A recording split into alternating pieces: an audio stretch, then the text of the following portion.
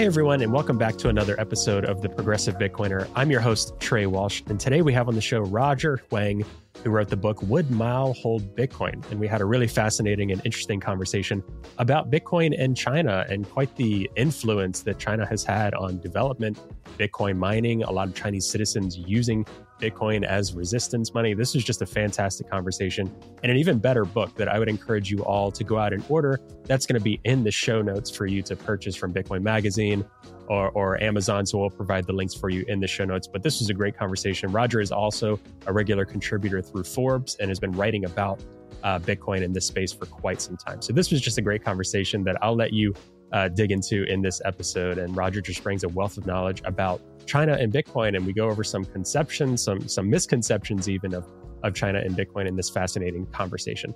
And as always, if you can share this conversation far and wide and you like it, please like and subscribe wherever you listen. Share it with family and friends to show them the global picture that Bitcoin is. We'd really, really appreciate that. And leave a review as well. It would help us reach more folks. And as always, check out our partner links. We've got a new partner link as well to share with you from Fold, the Bitcoin debit card for you to take advantage of. You're going to get 20,000 sats with the first purchase from your Fold card if you sign up using our code below. I am a customer of Fold and absolutely love the experience. They also have routing numbers. It's just the best way to integrate debit card and Bitcoin services, as well as SAS mining. As always, $50 off each and every miner you purchase. And then Bitbox, our show's sponsor, to get 5% off hardware wallets through the link in the show notes, which is bitbox.swiss/TPB and TPB at checkout.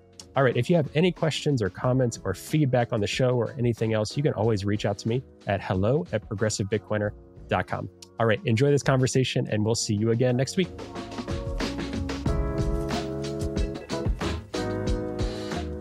Hey, Roger, welcome to the show. Hey, Trey, thanks for having me. Really glad to be on the show and looking forward to our conversation.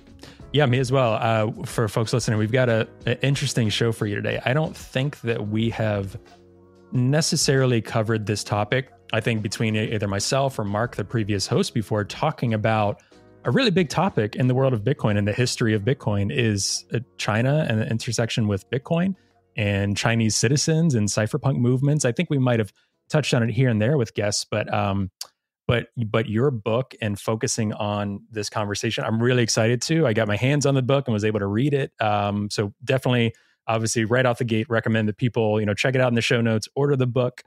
You'll get a little bit of a taste of the book, obviously, in this conversation. But before we jump into that conversation, this rich conversation we're going to have, can you introduce yourself to folks that might not know about you and say a little bit about yourself? Yeah, no, for sure. And thanks, Trey, for shouting out the book. So I'm the author of this book, Would Mao Hold Bitcoin? It's about Bitcoin in China. I have written about Bitcoin since 2014. I actually started writing about it with TechCrunch and VentureBeat, really focused on the remittance capabilities of Bitcoin. And this kind of started this almost, I guess now it's a decade. Wow, it's crazy to think about. Yeah, but wow. Decades long quest to think and understand more about Bitcoin. And so I still write about it. I've also written about China for various outlets, including the Hong Kong Free Press, Toronto Star, and a couple of other outlets since about 2018.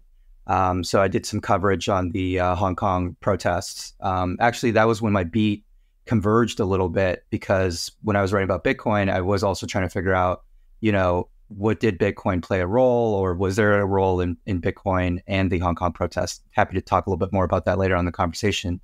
But yeah, so if I were to sum myself up, someone who has been trying to learn and study Bitcoin. I always used the Pete Rizzo line, unfortunately did not get involved as much as I would like economically, and may or may not have lost all my Bitcoin in a boating accident. But but definitely have been thinking about it, trying to learn as much about it as possible since, I guess a decade more plus, and continue to write about it for Forbes and Bitcoin Magazine and a couple of other places.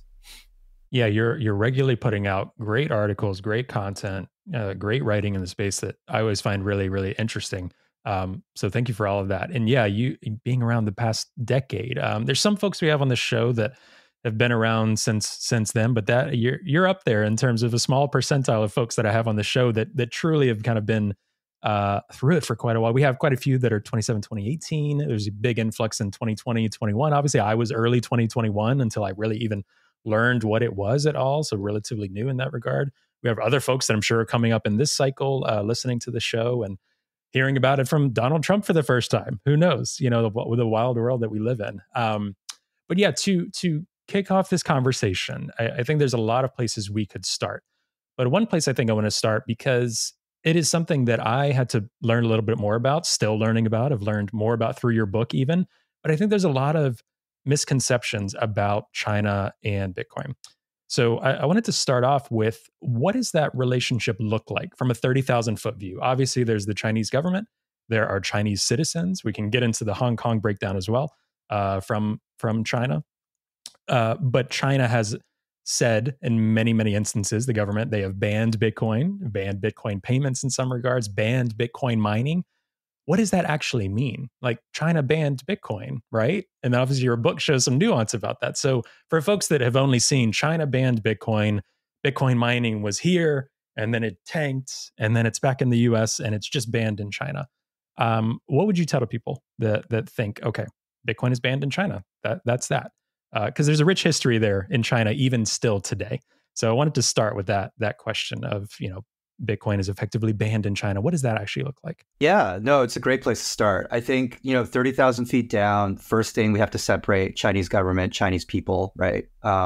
Chinese people have been involved in Bitcoin and continue to be involved in Bitcoin, no matter its legal status. A lot of the first Chinese entrepreneurs who built exchanges, Bitcoin mining companies, right? Those still dominate the conversation and the technology of Bitcoin today. So there is definitely a big divide between how the Chinese people and different elements of the Chinese people perceive Bitcoin, use Bitcoin, and even build on Bitcoin, versus how the Chinese government thinks about it and operates on it. I think the Chinese government, everybody always has the meme, like, China's banned Bitcoin the 80,000th time. I think that speaks to, yeah. I think that speaks to, it's just really hard to ban Bitcoin by design. And that's actually one of the strongest points. So every time China has, quote unquote, banned Bitcoin, right, it really has been trying to get Bitcoin away from the banks, try to ban Bitcoin mining. But you can't really destroy Bitcoin as one country, and you can't really prevent your citizens from using Bitcoin without, going into, and we'll go into the details a little bit, but there have been some people arrested and things like that. But, it's very, very hard to enforce that once you have a private key. That's kind of some of the elegance when we talk about Bitcoin as censorship proof, as I also just did a review of resistance money. So as resistance money, right? That is where that comes from. As a government, even the second most powerful government in the world, it's very hard to get your individual citizens kind of lined up and actually prevent them all from using Bitcoin. Similar to how they have problems with getting people, preventing them from using VPNs to access the broader internet. I would say, like, from the highest level, I know there's also been a little bit of back and forth recently. Someone came out with a tweet like, I have sources, the Chinese government's going to unban Bitcoin. I don't think that's going to happen. From a 30,000 point view in terms of the government itself, the government definitely does not think of Bitcoin favorably. Having said that, the fact that Trump is talking about Bitcoin, I do think, along with how Hong Kong has released a spot Bitcoin ETFs, I do think there's a contingent of people thinking about Bitcoin in the Chinese state, right? But the bans that we were talking about, like, for example, the mining ban and the exchanges ban, that really came about because of the most senior economic advisor, Vice Premier Liu He at the time. And so I think at this point it would take Xi Jinping changing his mind, which I don't think he will. And despite rumors to the contrary, I know there were some rumors flying around that he had a stroke. I do believe that Xi Jinping is probably going to serve at least one more term through 2029. So if you're looking at it that way, I don't think the Chinese government's stance in terms of, like, the bans and the regulatory notices is going to change. I do think that Chinese people are going to be more and more attracted to Bitcoin because the Chinese economy is not doing that great right now. And I think that the Chinese government probably will have, like, study groups and stuff, and will probably think about it a little bit more seriously because they do watch the Americans. And no matter what party, the Democrat Party or Republican Party, if someone in power in the United States is talking about Bitcoin, the Chinese party state will watch that. Yeah, that was one of the other points I had is, again, focusing on the Chinese government today, because it's another interesting thing your book does is go through different periods, dynasties, politicians in China and the different approaches and how much of a battle that truly was. Because I think a lot of folks in the West and myself as well thought, okay, Mao comes in, you have Communist Party, and they are the same Communist Party year after year after year. And all officials think the same in the same way, and it becomes to what it is today. That wasn't necessarily the case. It definitely wasn't the case, actually. There are a lot of differing opinions still to this day in China amongst government officials, all of these things that you elaborate on in the book, which I found really interesting. And as any histories, there's nuance in everything. But in terms of the US, regardless of whether it was Trump or someone else, but let's say in this case, Trump, let's say that Trump becomes president. Let's say that the US becomes more active with Bitcoin, whether it's literally holding Bitcoin, whether it's making it easier for businesses to hold Bitcoin or lowering taxes on transactions, whatever the case may be, more positive towards Bitcoin and crypto in general, but we're focused on Bitcoin. What do you think the Chinese government's response would be? Because obviously there's a large campaign to focus on the digital yuan, the CBDC, and that kind of focus and that push. And in your book as well, you kind of articulate there's been kind of mixed usage of that compared to Bitcoin, right? So do you get the sense that the Chinese government, in your opinion, would double down, would dismiss Bitcoin, or would they actively think they are behind in terms of Bitcoin adoption and what they should do with Bitcoin? And obviously it's probably not that black and white, but I do often think, is it more of a doubling down, or will they say, oh man, we missed out on Bitcoin and getting ahead, quote unquote, in that regard? Because Trump has been saying quite a bit lately that he doesn't want any other country to get ahead. And I think most notably China. And as you said, I'm a little more skeptical as well. I don't think China's necessarily in a position where they're trying to pivot right now or get ahead right now. They seem to be doubling down on gold in a lot of ways and other partnerships with folks outside of the US. So I'm a little skeptical of that. But how do you think China's feeling about all this, the Chinese government? Yeah, definitely a complex question. I think let's start with first that, the way the Chinese government, because it's, despite the fact the Chinese party state always talks about like a people's democracy, it's not a democratic institution in the sense of having balances and checks. And one thing I think that that happens that people outside China don't perceive as much is the Chinese. It is a double-edged sword, but the Chinese party state does have the luxury of planning like decades, knowing that they will likely be in power for that length of time. So, when you talk about the digital yuan and you talk about these different plans, the Chinese central bank just actually finished essentially like a 20-year plan to churn the central bank to more of a market-based interest rate targeting. So behind the scenes, the Chinese party state has been trying to get their central bank to act more like the Federal Reserve and the Bank of England or any other kind of, I guess you could say, Western bank, central bank, right? So I do think the digital yuan and just like the way they think about Bitcoin, like I don't think that's going to be reversed. I think the Digital Currency Research Institute that was founded in 2016 and is kind of like the spearhead behind the digital yuan push. And China's push to try to get central bank digital currencies through as an alternative to Bitcoin and cryptocurrencies and stable coins. Like, I don't think that policy path will change. And one thing I would say is that, like, in China, it's a lot of regulators that are involved. So when you look at like bans on Bitcoin, it's mostly from like the People's Bank of China. You look at like SAFE, which is the administration that looks over the capital controls, right?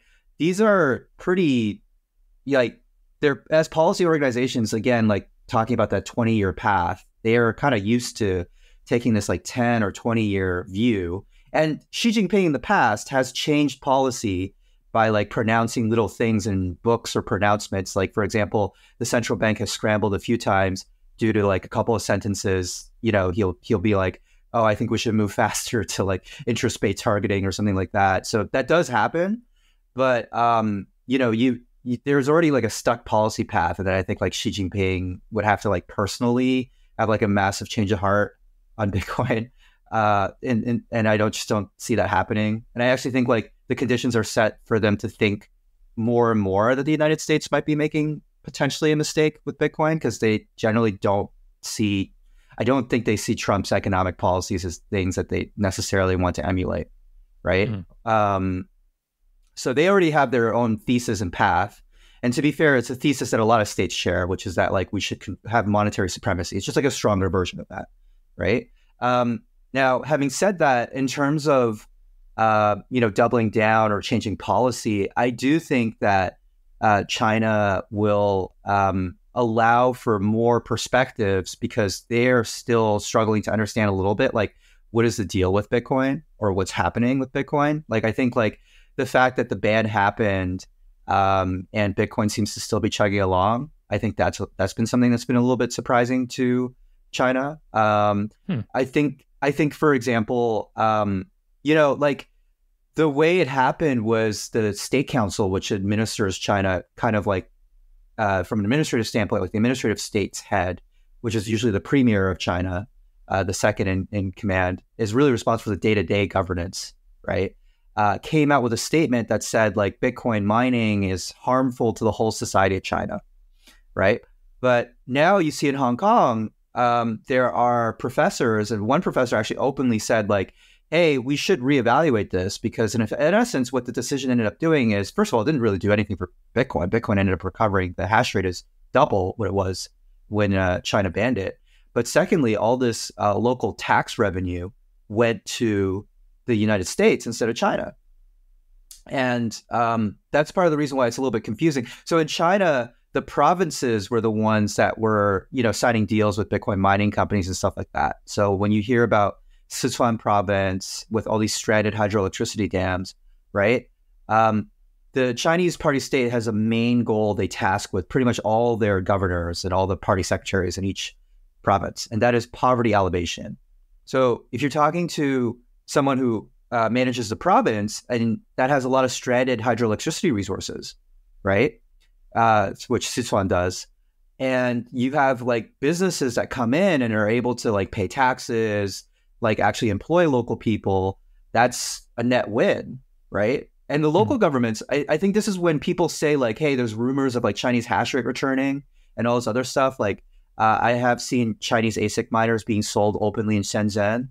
And again, I think this speaks a little bit to like, there is a little bit of a difference of opinion here. And I wouldn't be surprised if some Chinese miners, they can't openly do it because essentially. So when you say openly, do you mean online, on forums? Do you mean in person, like actual market where they actually have miners and are doing kind of like these peer-to-peer trades in person? What do you mean by that? No, I mean literally in Shenzhen, there's a store that's like ASIC Miner Incorporated that sells ASICs. Yeah, okay. Like people have very that. Cool. Yeah. Okay. Yeah, like a few people sent me photos, and but I what I mean by openly is like, for example, like I don't think Bitmain used to have all like there used to be all these Bitcoin mining conferences in China itself, right? Yeah. And they moved those out to like Dubai. They've been getting closer and closer. It's been kind of funny to like now they're back in Hong Kong, for example. Heading that way. Mm-hmm. Yeah. So, but my point being like, there's this kind of like in between, like with the Hong Kong spot ETFs, you kind of saw the same thing where you have these large asset managers from China. And the thing is that the official channels are always talking about, hey, like mainland Chinese are banned from investing in this. Which is true. But then the issuers in private conversations are always talking about like, well, there's offshore Chinese money because they're trying to play up, how many inflows will come up.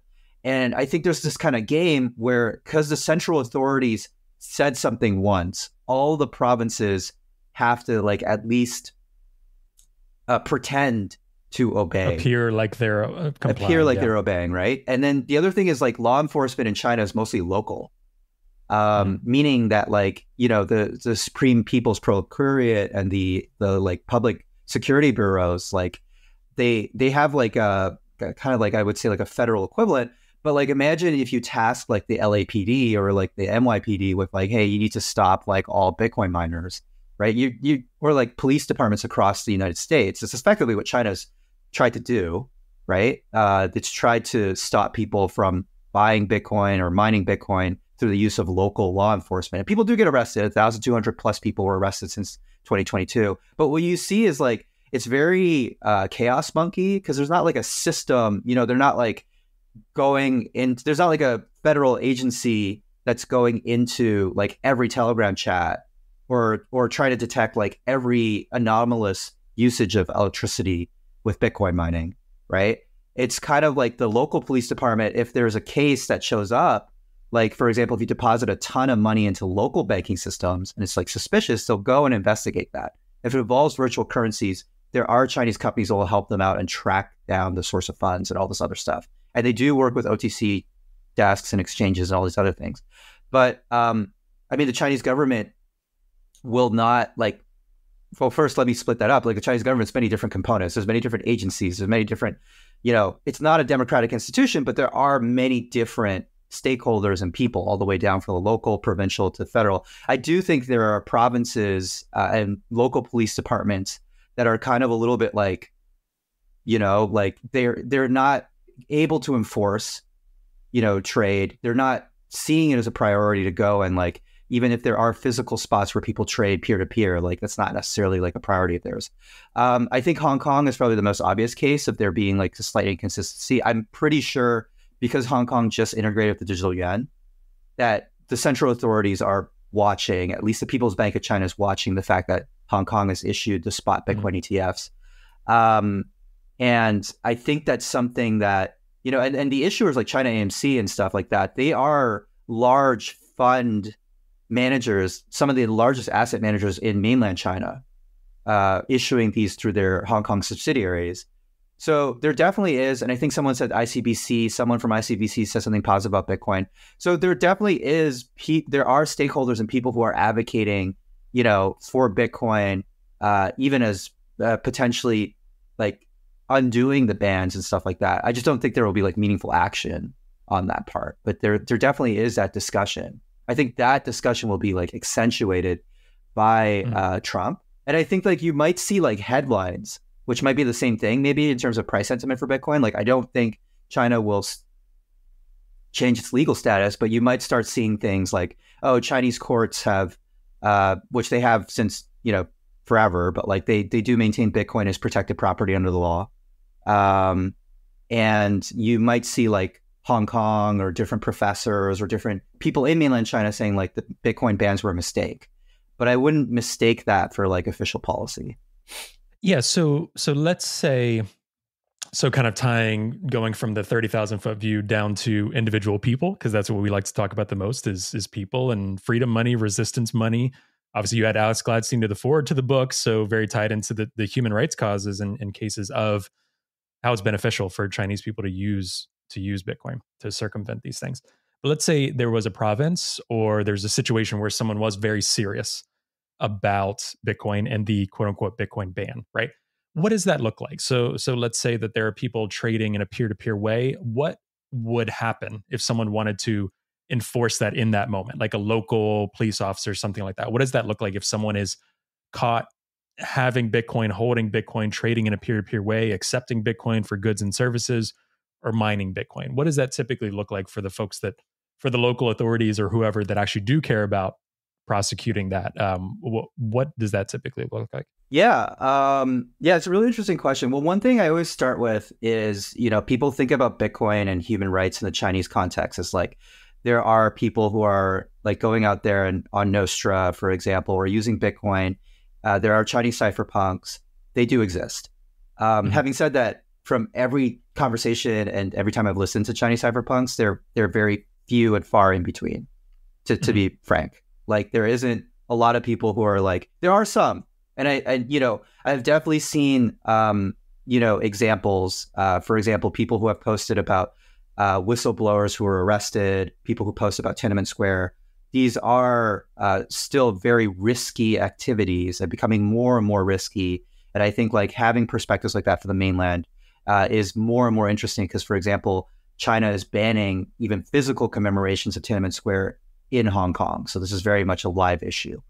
Having said that, I think that most people who use Bitcoin in China, what I've always said is like, it's not dissent necessarily in the way of, like directly odds on, odds off, in the sense of, oh, like the Chinese government doesn't like Bitcoin, doesn't like Nostra, so I'm going to go and like post on Nostra uncensored things, and I'm going to use Bitcoin in an uncensored way. What is the most meaningful form of dissent, I think, is the Chinese system is based on the perceived competency of the Chinese party state to give return back to its people. And so some of the strictest laws in China are actually on whether capital can inflow or outflow of China. So the $50,000 USD a year a person limit, for example. So what that means is that most Chinese people are only able to invest in Chinese equities and Chinese real estate and Chinese bonds, which are also going through a bubble of their own right now. And so if you offer people the option to be able to invest their monies outside of China, actually in the Chinese system of financial control, that is probably the most meaningful thing you can do. Because it's like you're voting with your feet. You're voting to exit. Actually, one of the stats I always reel off is that 18% of the Huren rich list, which is kind of like the Forbes billionaires list equivalent in China, they don't even live in China. They live outside of China. So there is this like very established kind of system where people make their money in China. The Chinese government, the whole system is based off of keeping that capital within China, right? And that's kind of why they saw Bitcoin, I think.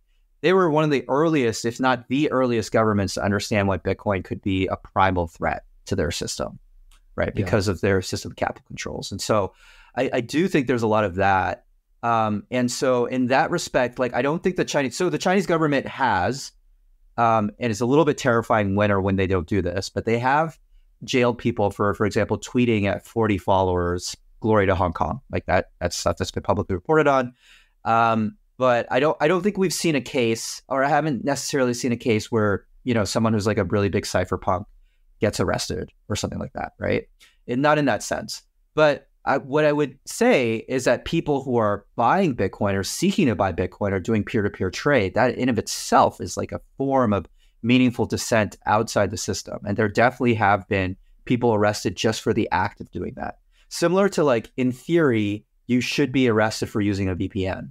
Or in some regions of China, for example, in Xinjiang, during what happened with the Uyghurs, you were arrested for just literally having some apps on your phone. And Bitcoin is also banned there as well. Of course, the Xinjiang kind of local work bureau, which was responsible for a lot of the camps and internment camps that we heard about, also reiterated that Bitcoin was banned. So, I think it's just like a very different world to think about, where it's like even the precursors to you being able to express yourself freely are already criminalized. And so the police will go, and it doesn't even matter if you're using Bitcoin for whatever purpose. If you're using it for any purpose, already that's grounds for you to be arrested. And some people have been jailed, mostly for buying USDT, actually. But the general point, like, some like people who had 9-month or like 13-month jail sentences, because they consider that to be money laundering and all this other stuff. Yeah, it makes sense. And I am my antenna and skepticism is always up on governments and officials. And again, this is obviously very vocally from the left historically and progressive and all this stuff. And obviously Donald Trump and the Republican Party is making Bitcoin a very political issue, a kind of campaign issue for them in certain moments. They'll mention it to Bitcoiners, but not on the stage of the RNC, different things like that. So, is it playing the game of politics? Yeah, I think so. But either way, they've made it a party platform issue and talked about things. I always get quite skeptical because you saying even the Chinese government knows the threat and risk this is. That to me signals Chinese government really knows what's up with Bitcoin in this regard. People that are pandering to it, that are politicians or authorities, especially those with the global reserve currency like U.S. dollar. I don't know. That to me is like, what are they up to? What is going on here? And obviously, I will say this as well for those that know and don't know. One of the great things about Bitcoin is you can't control Bitcoin. Like, the more Bitcoin you have, it doesn't mean you have control of the network and issuance and all of these other things that we're talking 51% attack. We're talking all of the node runners across the world. There's a lot of complicated security things with Bitcoin that, no matter what, you can't control Bitcoin in that way. And like you said, China is like, oh, this thing is still kicking around here and people can still use it. It's really hard to shut down the internet completely. And that's kind of where we're at with Bitcoin, especially at this point, 14 years in, first couple of years, very different story. So to me, we're out of the woods there. But yeah, to me, I'm always very, my antenna goes up when I hear governments, not even governments, specific politicians, right? Because then there's a human element into what are their plans, what are their thoughts around this. So it makes sense to me a little bit more, just my opinion, that the Chinese government would approach it this way. Other governments are very, very favorable. It's a wild world we're living in, right? And a year from now, we'll see what happens 5 years from now with governments buying Bitcoin. Obviously, the El Salvador experiment still playing out in real time, but it's definitely a very interesting place to be. But there are a lot of people in China, a lot of government officials that are very, very smart economists, very talented people at these things. And seeing Bitcoin as a threat is very interesting than when you see some government saying, yay, Bitcoin. From a freedom, human rights perspective, it's very interesting to see who is supporting and who is against right now in the world. Yeah, I'll just add something. I'll add a piece that you can put on there. I could try to get myself canceled on Bitcoin Twitter or Nostra. Well, also, we're probably already getting flagged on YouTube as much as we talked about China so far. So this whole episode is just, we'll see where we can post it to Nostr. That's where we can post it. Well, no, I don't know not so sure about YouTube. I think they gave out the gate on that. But El Salvador's government is actually, like to your general point of like people, in power and authority kind of using Bitcoin. I think you see this trend. Putin has done that, right? Like, for example, Putin has kind of made these signals like, we should be more favorable to Bitcoin. But then recently he's like, with Bitcoin commodity mining trades and stuff. Yeah, exactly. But now he's like, Bitcoin. So it's kind of like Bitcoin for me, but not for you, right? Yeah. Yep. And I do think the other thing I would just kind of tie together with that is the American experience with the ETFs, right? And custody coin and kind of that. I do think China or Hong Kong at the very least, which tried to take the exact same path, is, looking at that very closely as a way to kind of moderate the threat of Bitcoin. Because if you can think of like a way to like kind of subvert it from becoming resistance money, it is like having it be like this official like reserve and all those other things. While, it's part of Bitcoin's progression, I'm obviously, and I see this context with China, for example, like obviously a big fan of peer-to-peer trade, people running their own nodes. Fun fact, 85 or 49 full nodes still run with Chinese ClearNet IP addresses, but probably some of them are probably run by the Chinese government, I suspect. Right. But yeah, but in any case, like always a big fan of that versus the custody coin side, because both China and the United States, if they succeed at having Bitcoin just be another ledger in their financial assets tool, right, versus it being like a live circulating currency, resistance money, I think that will be a path the Chinese government kind of wouldn't mind. And that's kind of what like Hong Kong is experimenting with, right? So I'm always like leery about kind of like, authorities and government officials and, ETF issuers that are trying to bring us to the promised land, quote unquote. I always am a big fan of peer-to-peer trade.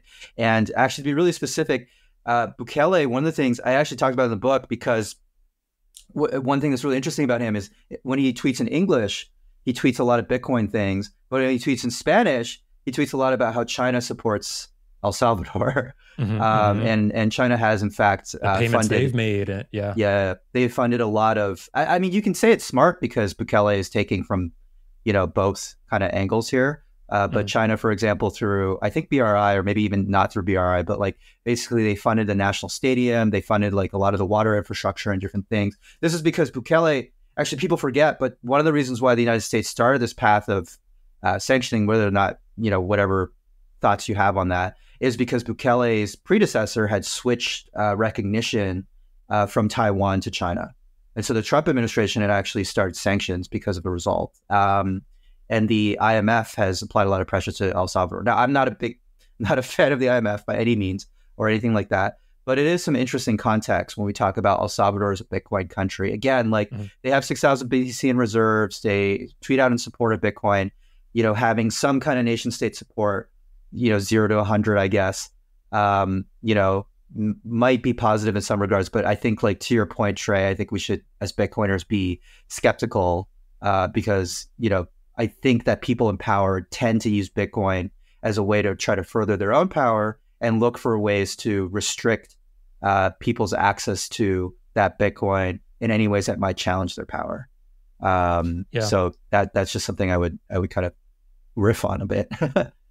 Hi everyone, hope you're enjoying the episode. Today's episode is brought to you by Bitbox. Now, Bitbox is a hardware wallet that's open source, incredibly secure and easy to use, and it's what I'm using to safely secure my Bitcoin in cold storage. Now, I know self-custodying Bitcoin can really be intimidating, but Bitbox is designed for ease of use without compromising on security. It's USB-C compatible and allows you to easily back up and restore your private keys with a micro SD card, which is really cool.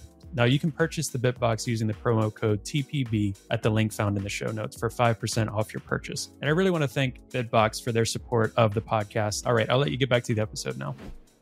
Yeah, and I think that's why there's a million different reasons to be into Bitcoin and interested in Bitcoin. And I think, a lot of the people I talk to, a lot of folks from HRF, my own interest in Bitcoin started with the human rights angle. Well, quite honestly, it started because I was like, okay, I'm tired of investing in individual stocks. This Bitcoin thing is pretty interesting. And then after that, I got really interested in being a bit more vocal and reading as much and writing and all this stuff, because I'm like, oh my gosh, the peer-to-peer, the actual money of what Bitcoin is really empowering if it is fully able to be used in that way. So I do think Bitcoin, the protocol, is unstoppable. I think it exists and it's out there. People will always be able to use it who need it. But individual citizens in individual places can be overly legislated against, can be literally locked up. They are citizens of nations. So you can use Bitcoin, but there might be consequences, right? And I think the ETFs, maybe especially in the Hong Kong or Chinese case, it is the easiest way to resist, using that word, or it's the path of least resistance, I should say, to having people just store their Bitcoin in that way and not use it in resistance money way. So it is the easiest way. I do get concerned about that. In the US, my concern is a little balanced because I think there's a bit more of a constitutional crisis if you start trying to take away people's property or their ability to actually use and spend Bitcoin. I'm not as much of a worrywart on that in the moment. That could drastically change, but I think there would be a lot of court decisions and cases in the US specifically that would be contrary to saying people can't use and spend their Bitcoin or run a node, things like that. There's been some scary legislation proposed, though. Obviously, Senator Elizabeth Warren would really like to try to enforce that with backdoor bans. I do think those face some constitutional crises. Would that pose the same threat in China? No, not necessarily. Like many other places, it's a bit easier to legislate or crack down on that. But yeah, for me, I am very, very concerned at the pivotal point we're at. It's like ETFs, nation state adoption, good for getting the word out. And yes, good for Bitcoin adoption in one way. But then perhaps if it means that people are locking up their funds in these ETFs and it's just digital gold, as Michael Saylor talk about a lot, as Larry Fink talk about a lot, that is, and obviously Larry Fink and BlackRock is trying to do a lot of tokenization of a lot of different things. But I'm very worried about that because for me, that is not what Bitcoin is meant for. That is a very narrow use case of Bitcoin as a very privileged, like, okay, the wealthy elite becoming even more wealthy just by stacking Bitcoin. That is not freedom money if you have Bitcoin just in an ETF. And again, if people want to benefit from the ETFs or have it in a retirement account, by all means, but I'm trying to think about Bitcoin as resistance money, Bitcoin as money, as that peer-to-peer cash. That's what I'm most interested in. And for me personally, I'm curious how you feel. I think we're at an inflection point between now and the next 5 years, the next decade. I mean, hell, it's already sped up a lot quicker than I thought, right? With Trump talking about things with El Salvador, even 2 years ago, people wouldn't have even thought that. Things are speeding up fast. So it could be the next couple of years. There's a big inflection point. Again, not for Bitcoin to be snuffed out, but for people to be very overly comfortable with Bitcoin as digital gold. And that's it. I think that's more of my worry as people choosing that route rather than people seeing and choosing Bitcoin as resistance money. Yeah, no, I share that worry. It's actually like my number one worry right now, which is that most people will see Bitcoin as just another financial asset, another financial commodity that strengthens nation states, right? Because you're just trading in financial markets, you're paying tax money, et cetera, on all of that. Strengthens the global reserve currency, strengthens the IMF, strengthens the predatory lending. Like that is a real risk I've started to think about a lot more recently. Yeah, it's definitely a really big concern.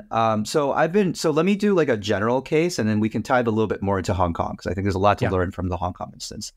In general, human rights in Bitcoin was really what I was first interested in. I was looking at like cases of internet censorship and different places. I know you had Anna on the show, with Navalny's foundation and just different places where you can't express yourself or dissent because you don't have control over the money.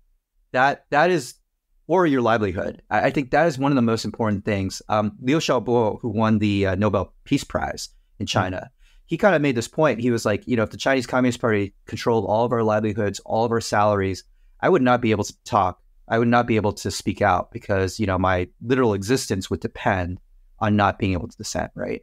So for me, it's always been really, really important for Bitcoin to be useful in a way where you can actually express yourself, not only in terms of, financial expression, but also remember that financial liberty is a core for your ability to be able to speak meaningfully and dissentfully to things that you might disagree with.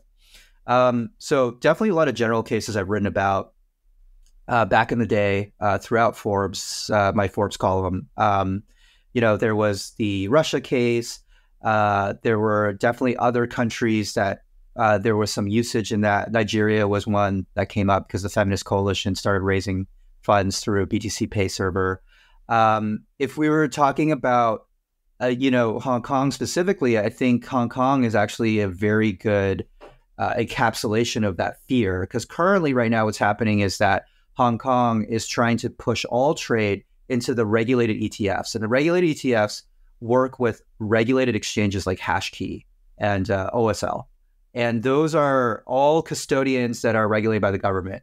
What they're trying to also do, which people don't talk about as much, is they are trying to actually ban the over-the-trading counter kind of desks, the OTC desks. So Hong Kong used to be, well, still is actually, because they're all operating under a peer-to-peer trade exemption right now. It's a little bit of an absurd exercise, but so you'll still see malls. I had a friend who just went back to Hong Kong and had like malls filled with these trading desks where you can go, you can bring cash, and then you can get like Bitcoin, or you can get Tether back, right? So that's still functioning, but the Hong Kong government is putting in laws that are trying to make it more difficult to withdraw Bitcoin or to get Bitcoin out from peer-to-peer trading, whether that's on the OTC desk, whether that's an ATM, or whether that's, peers physically. I mean, peers physically, they're going to have issues because, again, that's like really hard to block. But the idea is that they're trying to get rid of like the obvious kind of over-the-counter trading desks. And so Hong Kong obviously is trying to use the ETFs as a way to attract inflows.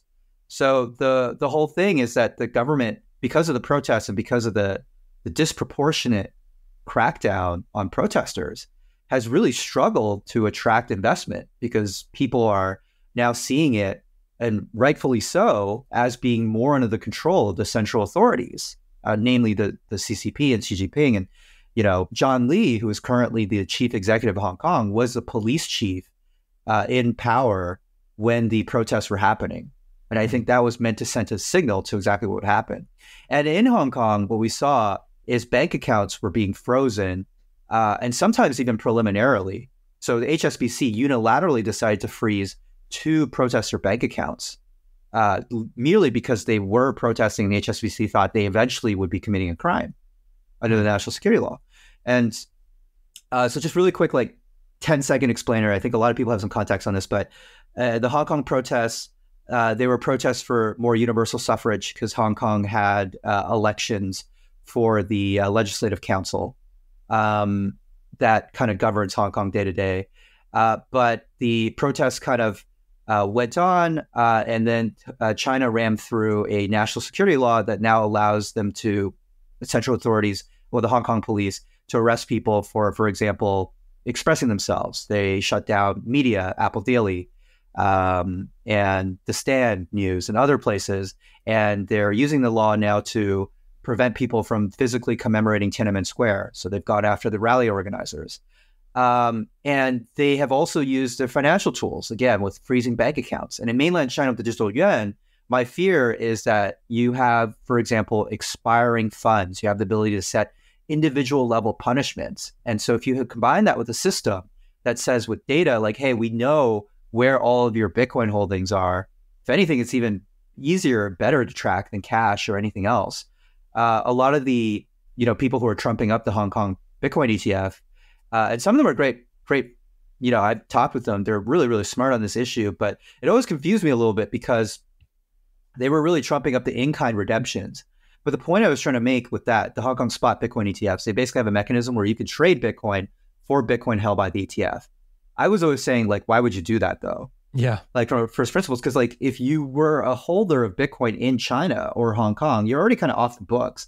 Why would you put your Bitcoin into the government's control and then pay a management fee on top of that, right? So it didn't really make sense to me. And I think when you think about it from that lens of like Bitcoin as resistance money versus Bitcoin as NGU and like financial ledger, that's where I see the conflict. In Hong Kong, there was a lot of that. So I did cover the Hong Kong protests. I covered it in multiple ways, and I will give you some of the stories. So, for example, Hong Kong Free Press, which I had the honor of writing for one time, did raise funds in Bitcoin. They've since stopped, actually. Now they use BAT, but they did at one point have a BTC Pay server set up. There were people who raised funds, like who bought water bottles for the protesters, not with Bitcoin, but with Bitcoin Cash. But still, the spirit was there. Something outside of the system, sure. Something outside the system. And so in Hong Kong, during the protests, there was this really interesting movement. And I have since heard that there are organizations in Hong Kong that are interested in Bitcoin as a result, because it definitely showed that the digital surveillance state can be extended to Hong Kong. So a couple of stories there. One is that a lot of the protesters stopped using octopus cards, which are kind of like the public transit cards, because they thought the police could use, and the police has used it previously in the past to track their movements. So they started paying for public transit tickets with cash, right? So there was this recognition that digital forms of payment were in fact, being surveilled.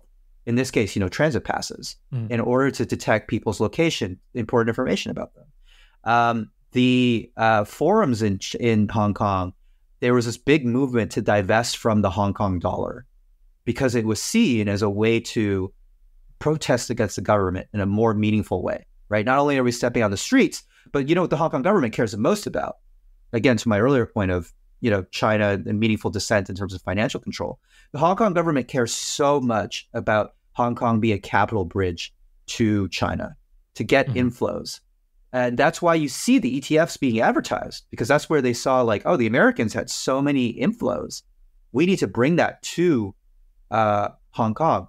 I was in Hong Kong when the protests were happening, and there used to be these newspaper and these like articles. I cracked open a copy of Forbes at this restaurant because I was like, it's kind of funny. I write for Forbes. It's funny to see it out, right?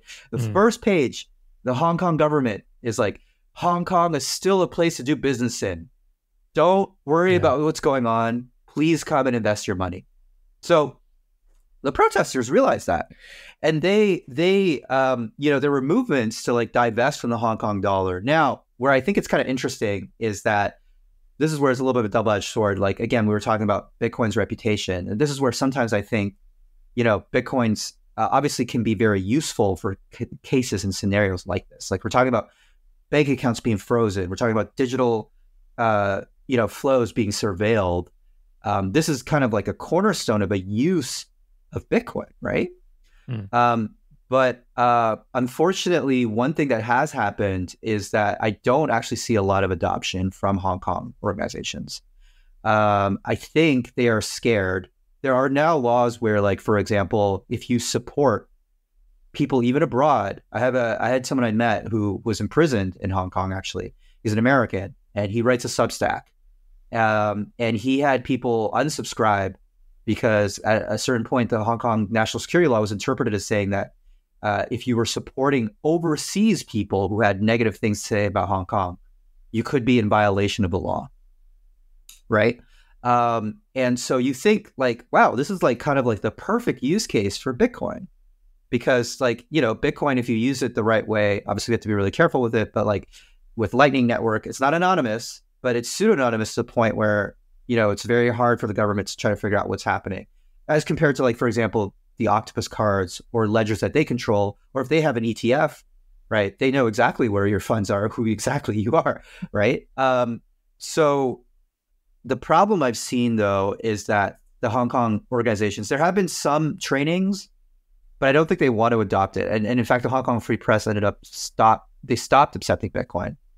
And I think that's because they're worried that Hong Kong, like Bitcoin, has like money laundering implications. So it's like almost a separate criminal risk that they're taking. They're already taking criminal risk anyways, because they're probably writing things that the Hong Kong government doesn't like. So sometimes there is this, the usage of resistance money, even the way it's being branded and the way the Chinese state has kind of, sought to have it branded in money laundering. And the American state actually cooperates in this too, right? Like in terms of KYC AML and arresting people, related to that, can have these implications where freedom fighters and people who are looking to do resistance in a meaningful way actually shy away from using Bitcoin. I think that's been kind of a little bit of a tragedy of sorts. Yeah, I mean, we've seen Bitcoin Core developers leave before. We've seen many that only remain anonymous, many come and go. There's so many reasons for this. And I think many governments are similar to varying degrees. The one that many will do, including the US, is whatever you can do that's not specifically your own literal troops at the house situation or police at the house, is try to intimidate, right? Intimidation factors are used around the world in different ways. So if you can get people to be fearful and comply that way, you're going to take that route first. There's different stages to all of this. So that makes complete sense. I mean, even Satoshi had this fear with WikiLeaks to begin with, right? Like raising Bitcoin. Satoshi was like, I'm not sure if this is a good idea. I'm not sure if Bitcoin is ready for this. I'm not sure if the world is ready for this. And there were different things that obviously happened post this that could have contributed to a lot of things with Julian Assange and other things. And there's good news about Julian Assange recently, obviously. But there is, I think that's what I'm fearful of with governments as well, is just in general, they don't like people using freedom money, but they're going to try to do different things to have people fearful to not engage with it in that way. So that makes complete sense to me. And the other thing I wanted to add too, I was thinking about it.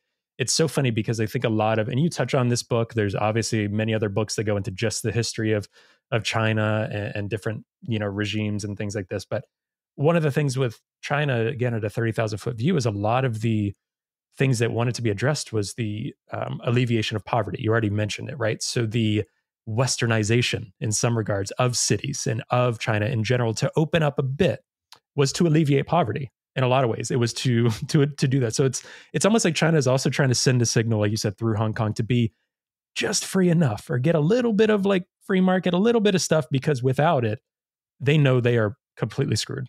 Like the economy, a lot of countries are like this, right? You want to have just enough free exercise of capital, whatever the case may be, so that your country can continue to thrive. The government can thrive. So it needs that from its citizens. And I see China engaging with that with Hong Kong, and you know this much more than me, in such interesting ways, and always constantly dealing with little crises and trying to, it's almost like every year something else is heard about in China, whether it's real estate, whether it's other capital markets, whether it's its own currency. When the ETFs in Hong Kong now, it's a very fascinating thing to watch that I know keeps officials on their heels in the mainland. Well, I have some points related to that, but one thing I'll just like coolly tell, because you mentioned Julian Assange. I was in touch with, congrats to their family. I was in touch with Gabriel Shipton and his half brother, and he actually got the BTC Pay server set up. So I think that's still great. That's still up to support. Yeah. So that was kind of like a really, because I know like at the beginning they were looking to raise funds, but they had raised funds mainly through like, I think PayPal, or like through some kind of like platform that only accepted PayPal. So always cool to see different stories related to that, and really happy for them and their family that Julian got released. So yeah, God, I have like too many points. And I know I said a million different things that you're going to pull on. Yeah. Go for it. But one thing I'll say, and it's actually why I started the book in China in the 1980s, because you're like, why, you're doing a book on Bitcoin in China, right? Should you start in, 2009? Should you start in 2008 or whatever, right? That would make sense, right? But I actually started in the 1980s because what most people realize is, you kind of hit the nail on the head there, is like China has always had this tension of like, we want people to be more free, because in the 1980s when Mao died, you could not found a private company. Like if you had a private company with more than 5 employees, that was illegal. You could not make money for private profit. Like they had the communes, you went to the communes, you worked at the communes, you got your allotment, You were not allowed to get a bonus after. Then there were Zhao Ziyang and Hu Yaobang, who I talk about in the book, these figures in the 1980s, who Deng Xiaoping stepped in. And that's when China came onto the system of socialism with Chinese characteristics, which is more market-based. And it's a fundamental conflict that most people don't realize. I have attended many Tiananmen commemorations. What most people don't realize about Tiananmen Square was like it was an expression of this battle between these two, I would say, factions, I guess. There has always been a faction within the Chinese Communist Party since Mao died and since Deng Xiaoping took power that wants to liberalize economically, is markets-based. I mean, she is relatively markets-based. And that's like a whole podcast in of itself. But but like, you know, like a lot of people compare him to Mao, and I think there are some of his tendencies that are definitely very alarming in that respect. But she is not going around and like killing landlords and, you know, seizing land and giving it back to people. He's like trying to get organizations to be more market oriented, right?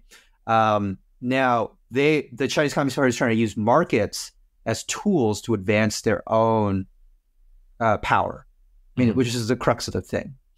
There has always been a factional debate in China on this. And what I think most people are not aware, this is why I started the book in the 1980s, is that one faction really lost because of Tiananmen Square. And then the faction that won because of Tiananmen Square has continued its kind of like reign in power.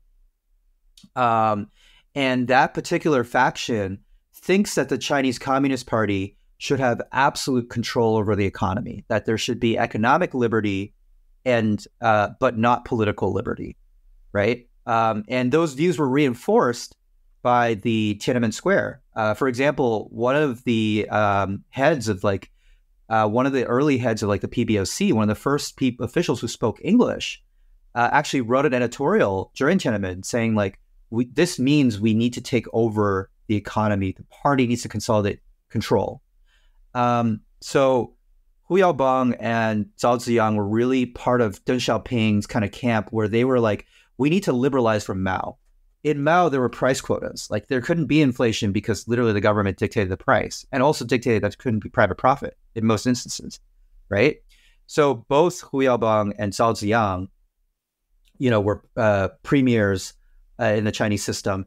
They were basically the economic gurus to Deng Xiaoping because Deng wanted to liberalize and wanted to use markets as a way for China to develop. So that's always been a tension at the core of the Chinese model. I actually think it's like the question of the 21st century. And I somehow wrote a book in Bitcoin in China to like try to address that from my pre-POV. But it's the question is really like, can governments function and grow economic prosperity with people while giving them political liberties, right? And the Chinese model with the digital yuan and the Bitcoin bans and everything related to that stems from this belief from that faction in China that no, the answer is no. You need to have absolute political control. You can let economic liberty run, but that's actually more of an excuse for the state to take more political control. You have to keep the capital within the country.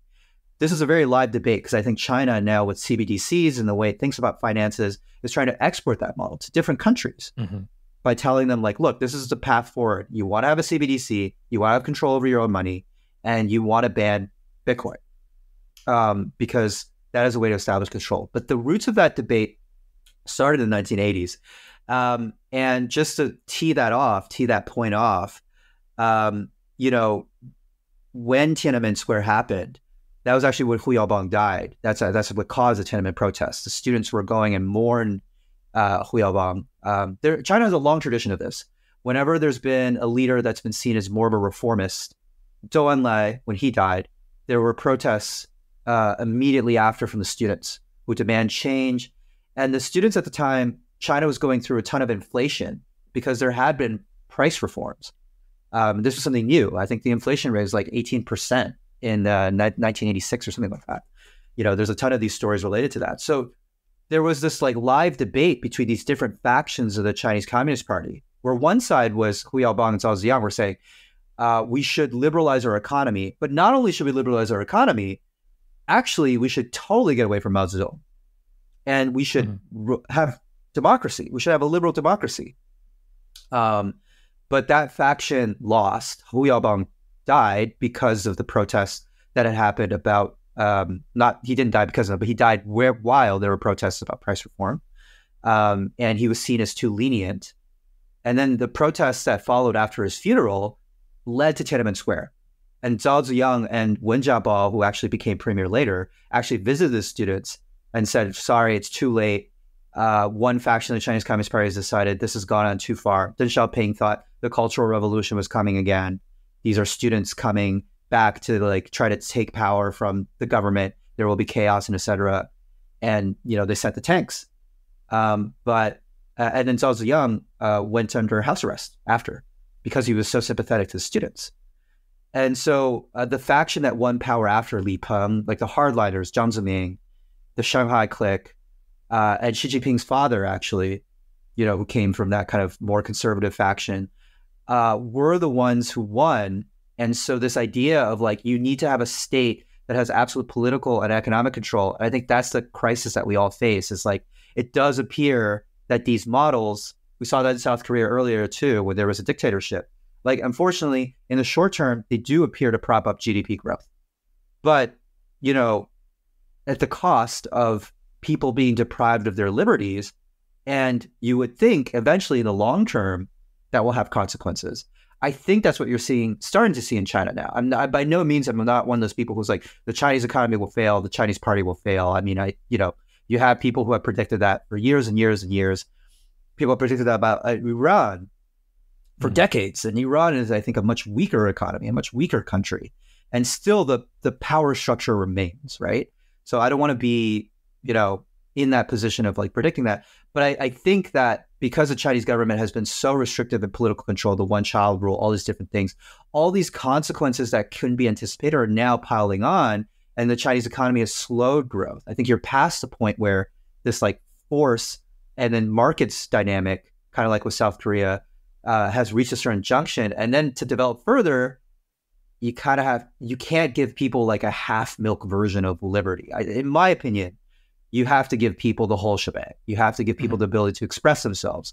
You have to give people the ability to be able to create on their own terms, to be authentic to who they are. I believe, and that's also one of the reasons why I'm a Bitcoiner. But I don't think the Chinese government quite sees it that way. And the faction that won is that faction. So a lot of the princelings or the heirs of Chinese state power are from the faction that won out because of the repression of Tiananmen Square. So that's why Tiananmen Square still matters, I think, today, to this day, because it informs the leadership class of China. I think that the Chinese people, this is where Bitcoin in China is, it's going to be a really interesting moment, because now Chinese people, one thing the Chinese Communist Party did is they changed almost like the spiritual guidance of the country. So Deng Xiaoping said, it's glorious to be rich. I still think we still don't understand the implications of that, because with Mao, previously, terrible famines, tons of repression, but Mao had always promised this idea of like, hey, you're going to have a socialist egalitarian society right now. And we're building towards that. And the CCP does that as well. Still with Xi, they're saying like, we're using markets, but it's towards creating what they call an advanced markets or markets-oriented socialist society or whatever, right?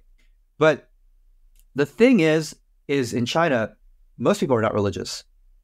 Most people, they are living for the now. There's this thing called the spiritual void, where it's like, what is the MO of a lot of Chinese people? And I want to say that for now, it's material prosperity, and that the party has promised this material prosperity to the people is the kind of like mandate of heaven that the Chinese Communist Party is kind of trumping up, right? Like, it's this trade-off. You don't complain. We give you jobs. We give you money. You live well. You live much better than previous generations. And that is a trade-off that I think, just objectively looking at, many Chinese people have accepted throughout the years. But I think that trade-off is about to get really sore. There's a ton of youth unemployment in China now. Chinese equities, economic growth is still stronger than many different countries. It's at 5% annualized about. I think that's what they're aiming for. It ranges around there, but it's slowed down a lot. And when you look at the society that currently exists, income inequality, youth unemployment, right? You start seeing this beginnings that because of the one-child rule too, the demographic curve is very, very messed up. There's going to be 30 million young men in China that I think are never going to be able to find a wife, or never, if that's what they desire. And in China, it's like very family oriented. It's very desired to have a family. So I think, there may be war to solve that, right? There's going to be all these kind of dynamics, but certainly there's going to be a generation of people who will be more disaffected, and what they choose to do, how they try to get their money out. And for example, that can be the most meaningful dissent. Because what I'm saying with that is that, like, the Chinese Communist Party, you're not fighting them anymore over the course of ideals. They claim to worship Marx, all this other stuff, but in reality, to the Chinese people, it's a very simple trade-off that they offer.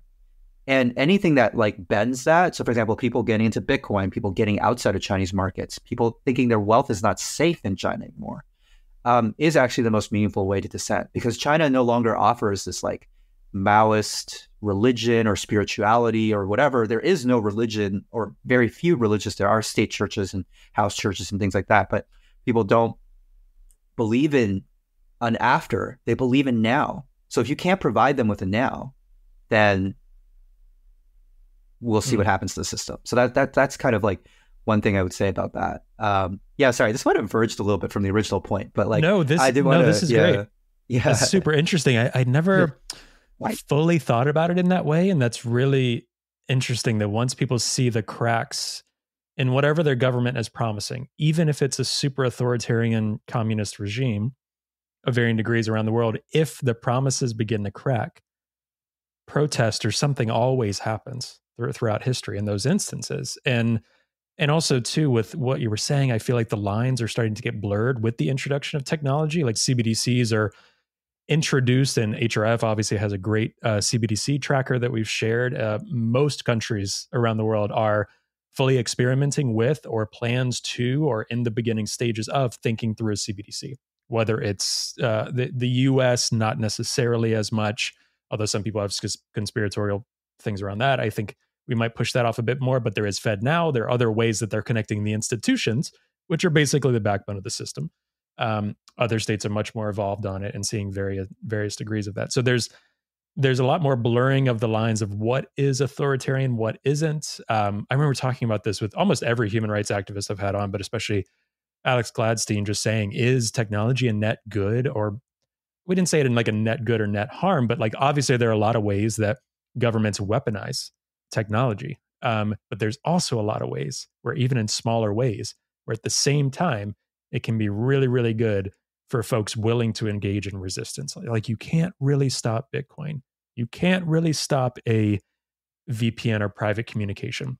We didn't even get into Nostr, which I wanted to get into, but we talk about Nostr quite a bit on this show as well. And just decentralized, censorship-resistant communications is really, really big and important. So you can't really stop that, right?